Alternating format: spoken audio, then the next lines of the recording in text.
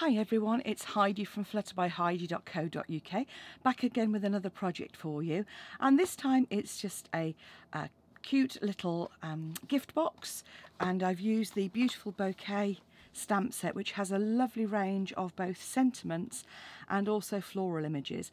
I've just used one of the sentiments on this, but you could easily jazz it up and use the sentiments, but they're great for if you've got weddings or anniversaries coming up. This box is a good size, just opens at the top, and given that it's Easter over here in the UK, it holds 3 of these lovely lint bunny paws. They were on offer in my local shop at sort of 3 for a pound, and it just holds those nice and snugly inside, but obviously could easily hold jewellery or anything else, and the closure for it is at the back. So from the front it looks nice and neat, and then I've used some glitter enamel dots just to pick up the colour on that as well. And the paper is from the Sweet Soiree, so just to show that in Sweet Soiree it isn't all floral images. The reverse are quite, there's some nice foiled ones which aren't actually floral images as well. And I've just put a panel on either side. You could pop a panel on the top as well if you wanted to. So I'm going to make it in another colour to go with some of the paper that we've got. So I thought I'd use some Marina Mist and also use this floral paper here that I'd got left over from another project, as you can see here. And the glitter enamel dots come in sort of 4 colours. They come in a green, a pink, a yellow and a blue. And you can see, although the blue is sort of dapper denim, it actually, because they're glitter enamel, they will easily tone in with a lot of the blues that we've got. So I thought it was a good match for our Marina Mist here as well. I'm working in centimetres today, just because it seemed to work that well that way.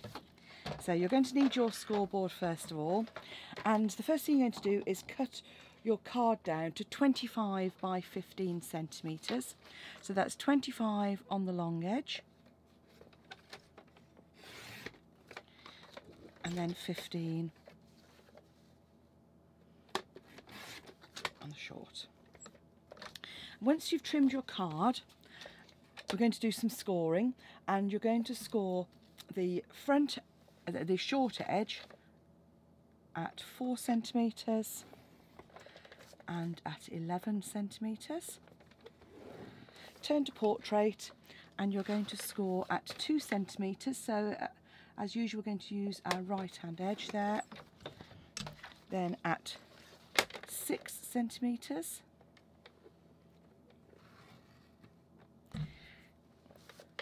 at 13.5 centimetres, 17.5, which luckily is just over the horrible bit, and then pop your scoreboard away as you've finished.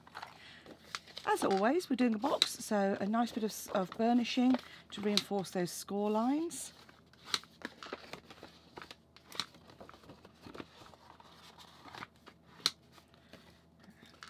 First one. And the cutting on this one is very simple as well.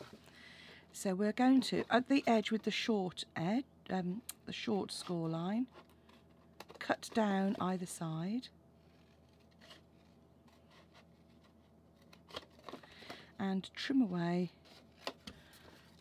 the small tabs at the top.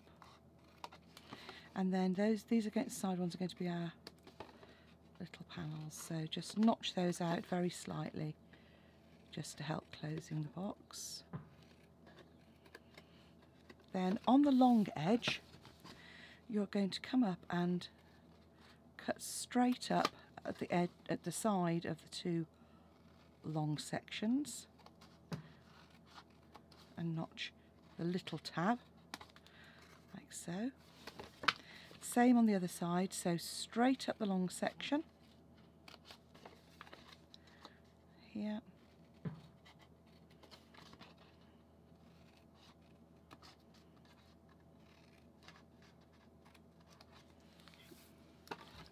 so you'll end up with a piece that looks like this. Then we're going to fold this up. I'll just show you without any glue at the moment. So this is going to fold up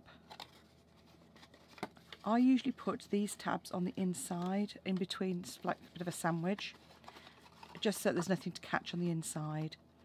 But they fold up like so, and then that's going to be our lid. So what you want to do is pop a bit of glue on the inside bit of those two. It's going to stick there, and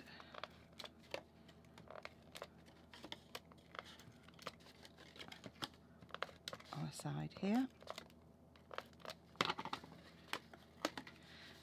So all I'm going to do is fold this piece up first, make that nice and flush at the bottom, then pop this on the inside, squeeze it nice and square, and there's our box.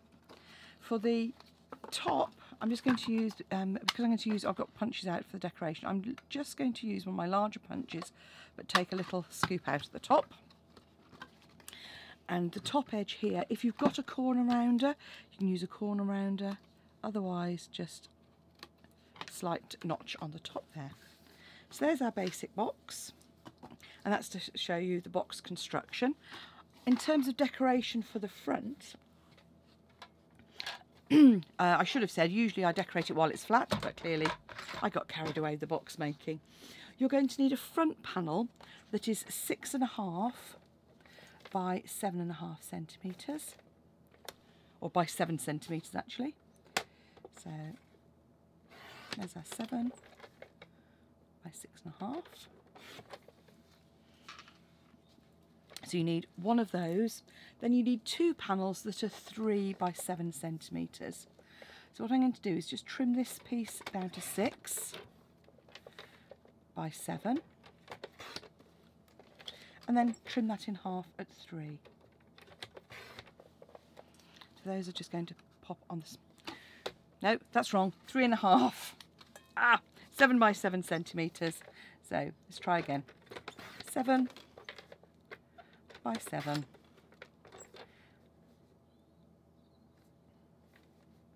Yep. And just trim it 3.5. There we go. So we've got our 3 pieces there, and these are very straightforward to pop on. Obviously you use whatever glue you have handy, but you can just pop. It's a nice sturdy box, so it's quite easy to pop the panels on the side. If you're at all unsure, then pop them on before you actually construct the box.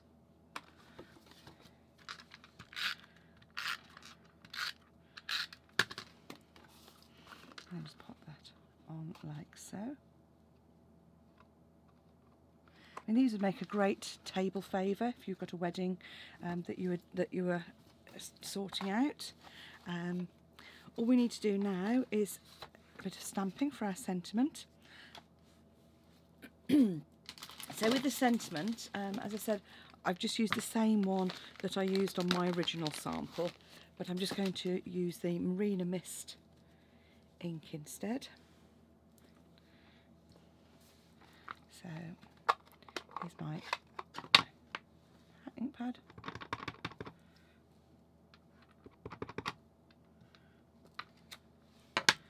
I do like the Marina Mist colour. Punch out with a 1.5 inch punch. It's a lovely, it's strong enough, but it's still a very pretty blue.